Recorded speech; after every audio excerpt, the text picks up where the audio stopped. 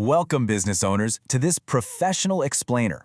Did you know that a massive percentage of businesses are unknowingly carrying ghost assets on their books?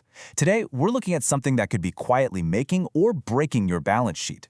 Okay, let's dive into this. We're talking about ASC 360. Think of this accounting standard as your ultimate shield against unexpected financial setbacks.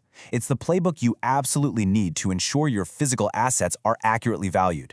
It protects your financial stability and, honestly, the trust of anyone investing in your vision.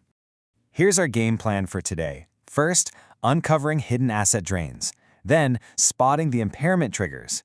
Calculating your machinery's impairment, running through an asset depreciation tracking checklist, and finally, best practices for compliance. Let's break down the rules of the game. Section 1. Uncovering hidden asset drains.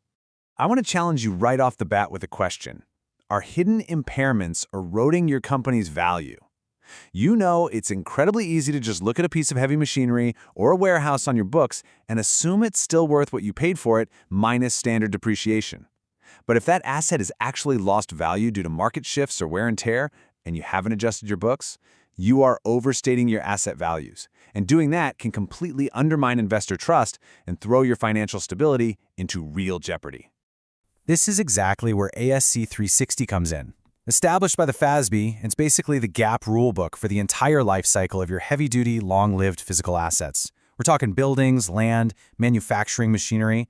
It tells you exactly how to evaluate, report, and disclose impairment and depreciation so your books stay squeaky clean. For a small or mid-sized business, compliance with this framework is your reality check. It ensures that the numbers on your page reflect actual, true market conditions. Sticking to ASC 360 keeps your business resilient. It prevents you from presenting inflated, overvalued financials to a bank or an investor. And most importantly, it protects you from having to take sudden, massive balance sheet write-downs that can completely blindside your operations. No one wants that. Section 2. Spotting the impairment triggers. So, how do we actually monitor assets in the real world? Well, ASC 360 requires you to reassess an asset's value when specific triggering events happen. Now, what's really interesting here is that these triggers aren't just about a machine physically breaking down. This could be a significant decrease in market value. It could be an internal change in asset use or its physical condition. It even includes adverse legal or regulatory shifts that make your asset less viable, or if that asset is consistently projecting cash flow losses. Our source material really nails the philosophy here. Recognizing these triggers early enables companies to adjust their books in time, preventing overstated values from affecting long-term financial decisions. Think of this as a proactive defense mechanism. It's literally like checking your oil before the engine seizes. If you catch these triggers early, you're managing your business reality rather than hiding from it. Section 3. Calculating your machinery's impairment. Let's move from theory to reality with a practical example. So the crucial point is this mandatory two-step approach required by ASC 360. You don't just guess that an asset has lost value. First, you run a recoverability test. You're testing if the asset's carrying value can actually be recovered by future cash flows. If it fails that, you move to step 2, the fair value measurement, where you actually determine the fair value and calculate the loss. Let's translate this into a real business scenario for step 1. Imagine you have a custom manufacturing machine on your books for $100,000. That is your carrying value. But let's say due to new regulations, that machine just can't run as often. You project that over its remaining life, it will only generate $80,000 in future undiscounted cash flows. Because your $100,000 book value is higher than the $80,000 it will actually generate, the asset is deemed unrecoverable. It fails step 1. Now we must move to step 2. And this brilliantly illustrates how step 2 plays out. Now you got to find the actual fair value of the machine right now, maybe through a market comparison or a formal appraisal. Let's say the appraisal comes back and says it's fairly worth $70,000. You take your original carrying amount of $100,000 and you subtract that newly calculated fair value of $70,000.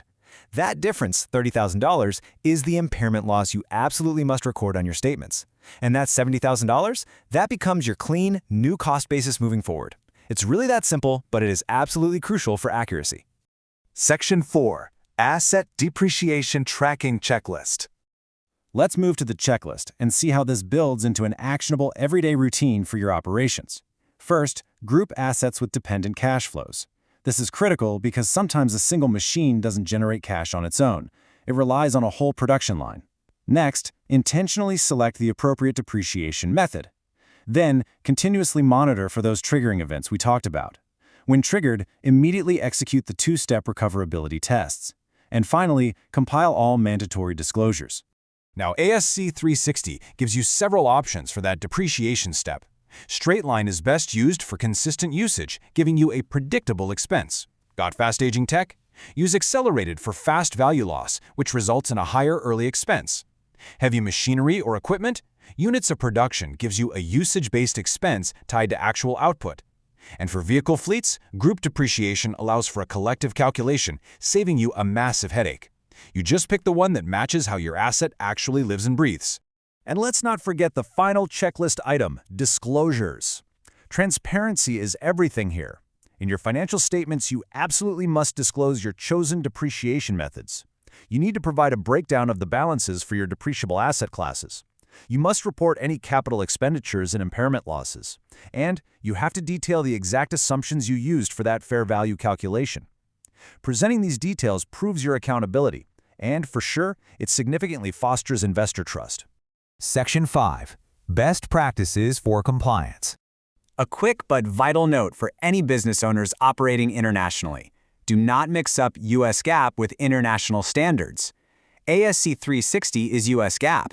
It targets property, plant, and equipment specifically using that two-step test we just walked through. The international standard IAS 36 targets all assets and uses a single-step test. If you're subject to both reporting standards, understanding this distinction is a real game changer.